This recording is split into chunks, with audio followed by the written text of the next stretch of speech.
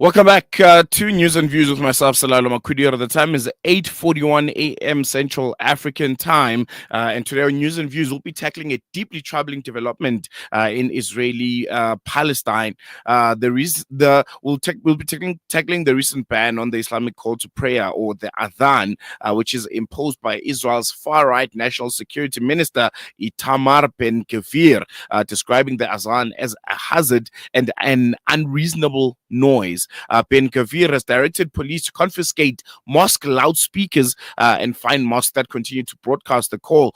This ban which strikes at the heart of religious and cultural identity, has sparked outrage among Palestinian citizens of Israel, of occupied territories of Israel, and also drawn condemnation from human rights advocates. And joining us is Munir Nuseibah, a distinguished human rights lawyer and academic at Al-Quds University out in Jerusalem. And with his extensive experience in international law and advocacy for Palestinian rights, Munir will help us unpack the legal, cultural, and political implications of this move and what it signifies about the broader Israeli agenda. Munir, thank you so much for joining us. Welcome to Salam Media.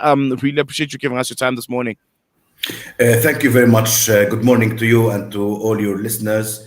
Assalamu alaikum wa rahmatullah.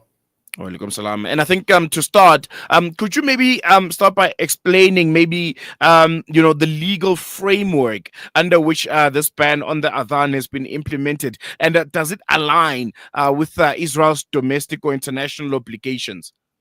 Well, there is a big difference between Israel's domestic law and its international obligations. Unfortunately, Israel has been imposing an apartheid regime, both in areas where it assumes its sovereignty and areas that it controls as occupied territory. They have in the past attempted to attack the Adhan and ban the Adhan, or at least reduce the sound of the Adhan.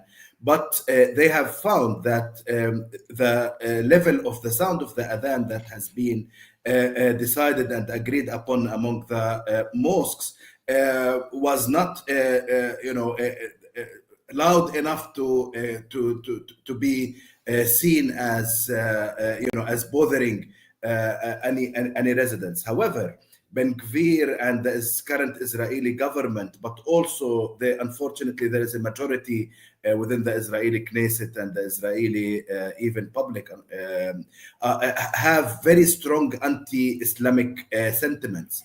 And this is important also to remember that Israel is basically built upon a colonial mentality. These are people who came from different places around the world, who came with hatred to Islam, as well as to the local native population of Palestine. And then we can see how they are using this sentiment in a way to suppress the Arab and Islamic, as well as Christian, by the way, identity of our region. Now they are trying as much as possible to ban the sound of the Adhan from the public space. This Adhan has been,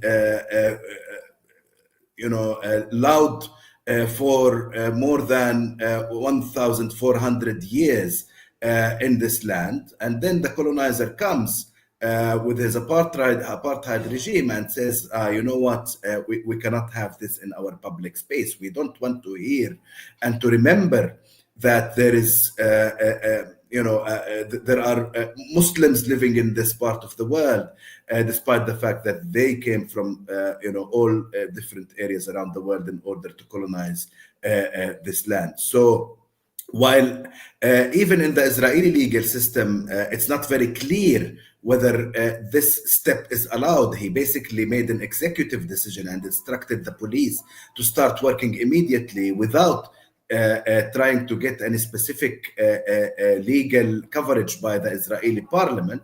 But at the same time, I really doubt that the Israeli legal system will stop Ben Gvir.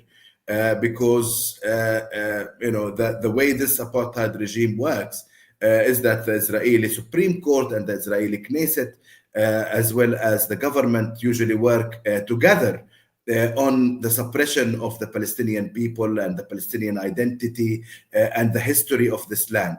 So, we have been seeing this for a long time, and it's certainly part of a small part of the apartheid regime that is executed. I mean, you could see how Ben Gvir is also calling for the forcible displacement of Palestinians from the Gaza Strip, from the West Bank. He's calling for colonizing the Gaza Strip further, colonizing it and further colonizing the West Bank.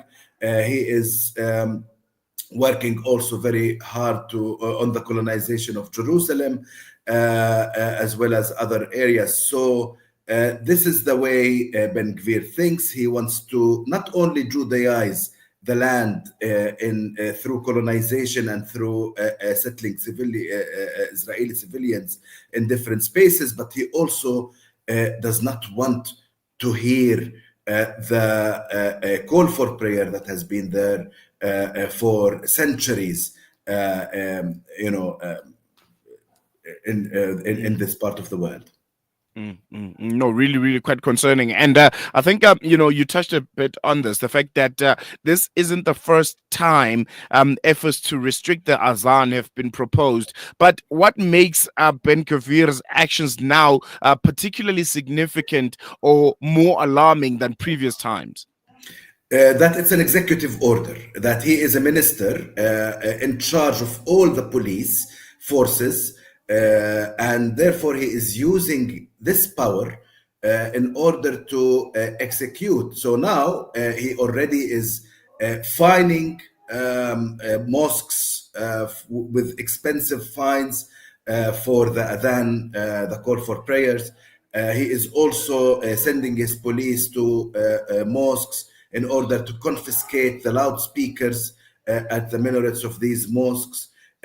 So what is significant about this step is that it's not only a legislative step, it's actually an executive step where he is, doing the exercise and then creating this resistance among the Palestinians, among the mosques, and others who want to continue to hear this call for prayer 5 times a day.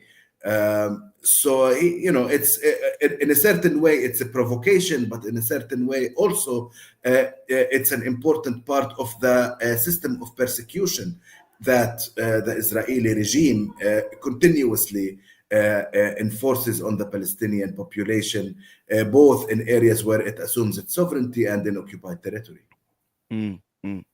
And Palestinian leaders have also, warned of serious consequences if this ban is enforced. What are the potential risks of escalating tensions, both, domestically and in the broader region because of this call? We know that, tensions are at the highest right now, considering what's happening in Gaza and other areas. Could this be one of those, moments that also spark further destabilization?